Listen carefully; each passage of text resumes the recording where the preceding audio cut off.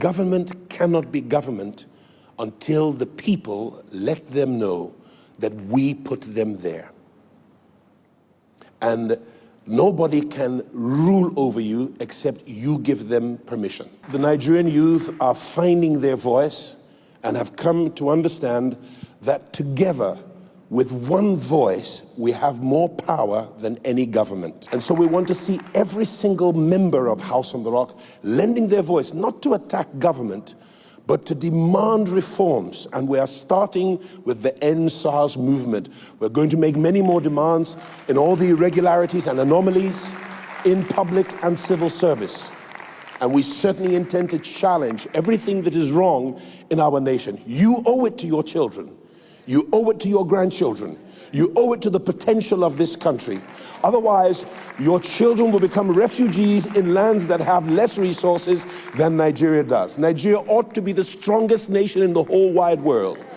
And now it is time for us to wake up, rise to our responsibility, and stand our ground, and make sure that not one of your brothers or sisters in Christ or in the Nigerian brotherhood is left out of the challenge and the fight to insist and ensure that justice returns to our streets, that righteousness is restored to our land, that equity goes back to the parliamentary halls of our nation, and that equity and equality are available to all Nigerians. No longer will governments continue to steal from us. No longer will public servants and judicial officers continue to rape the system of justice. No longer should the law enforcement of our nation ever again inflict injustice upon us when they're supposed to protect justice for us.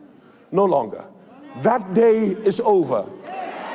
And I want to commend this organic movement that is not led by any one individual. It's just the heart cry of all Nigerians, old and young. But I am so proud of our youth. I am so proud of our youth. I believe that Martin Luther King is jumping in heaven, seeing Nigerians rise to their cause. I was elated when I saw my pastor, Bishop Jakes, another Nigerian, though of American birth, rise to add his voice to the anthem. Another friend, Tyler Perry, has added his voice. How will we allow citizens of another nation speak out for us? And yet you hold your silence. It's not the evil of wicked men that allows injustice to continue. It's the silence of good men and good women that allows the perpetrators of injustice to continue their wicked works. That day is over. Let's add our voice to the big anthem that now sounds with a unification to condemn the irregularities, the brutality, the extrajudicial violence to the citizenry. Let's add our voice to that anthem to insist that it stops from here forward.